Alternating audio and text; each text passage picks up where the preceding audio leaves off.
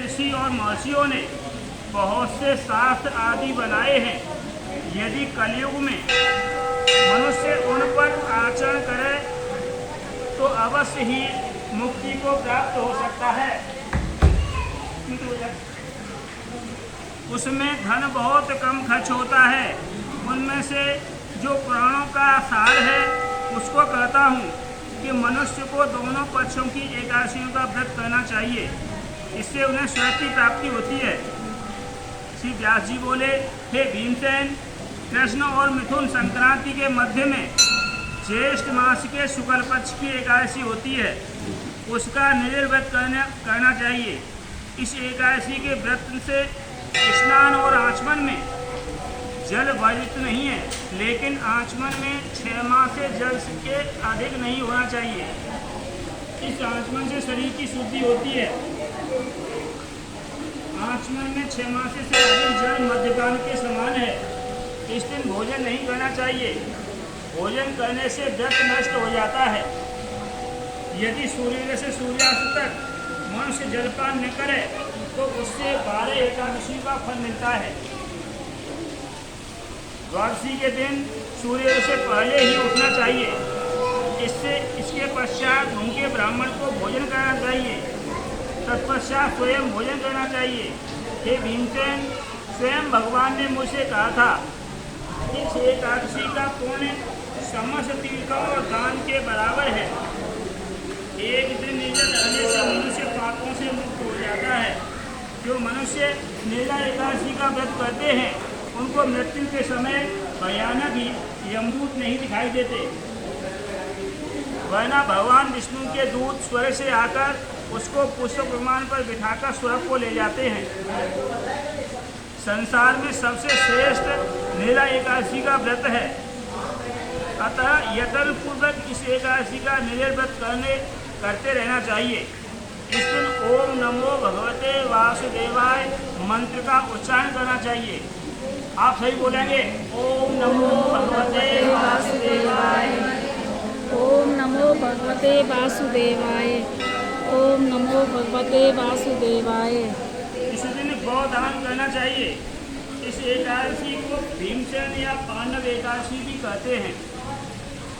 निर्जल व्रत करने से पहले भगवान की पूजा करनी चाहिए और उनसे विनय करनी चाहिए कि हे भगवान, आज मैं निर्जला एकादशी का व्रत करूँगा, इसके दूसरे दिन भोजन करूँगा। मैं इस व्रत को श्रद्धापूर्वक करूँगा, उससे मेरे सब पाप नष्ट हो जाएंगे।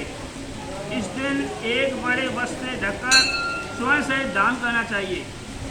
जो मनुष्य इस व्रत के अंतराल में स्नान तप आदि करते हैं उनको करोड़ फल स्वर्ण का दान का फल मिलता है।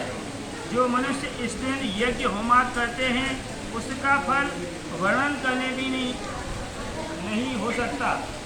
इस लीला एकादशी के व्रत से मनुष्य विष्णु लोक को जाता है। जो मनुष्य इस दिन अन्न खाते हैं उनको चांडाल समझना चाहिए, वे अंत में नरक में जाते हैं।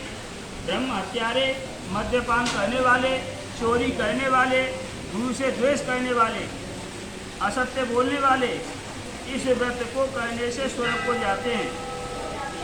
हे कुंती, जो पुरुष या स्त्री इस व्रत को श्रद्धा पूर्वक करते हैं उनके निम्न कर्तव्य हैं। उन्हें सर्वप्रथम विष्णु भगवान की पूजा करनी चाहिए। तत्पश्चात गोदान करना चाहिए।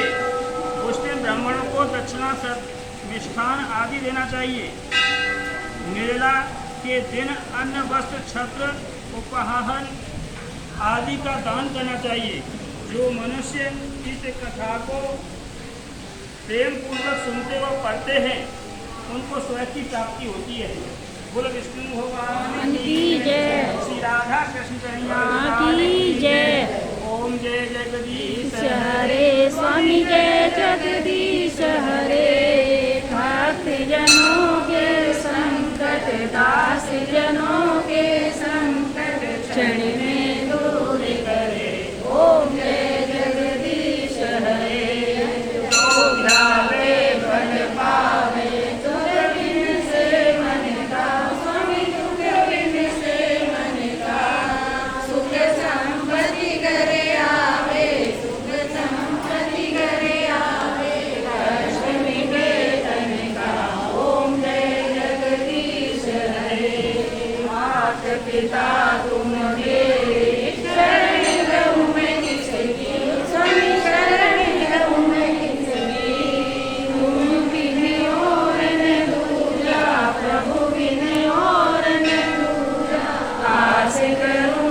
की। ओम जय जगदीश हरे। तुम पूर्ण परमात्मा तुम अंतर्यामी, स्वामी तुम अंतर्यामी। पार ब्रह्म परमेश्वर, पार ब्रह्म परमेश्वर तुम सबके स्वामी। ओम जय जगदीश हरे। तुम करुणा के सागर तुम पालन करता हो, स्वामी तुम पालन करता। मैं मूरख खलतामी, मैं सेवक अब स्वामी कृपा करो भरता। ओम जय जगदीश हरे। तुम हो एक अगोचर सबके प्राणपति, स्वामी सबके प्राणपति। किस विध मिलूं दया में, किस विध मिलूं दया में, तुमसे मेरी कुमति। ओम जय जगदीश हरे। दीनबंधु दुख हरता तुम ठाकुर मेरे, ओ स्वामी तुम रक्षक मेरे। अपने हाथ उठाओ, अपने शरण लगाओ, द्वार पड़ा तेरे। ओम जय जगदीश हरे।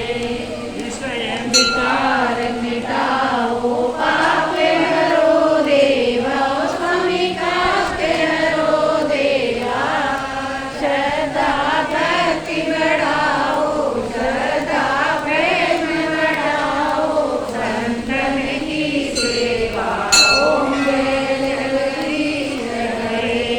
तन मन धन और जीवन सब कुछ है तेरा, ओ स्वामी सब कुछ है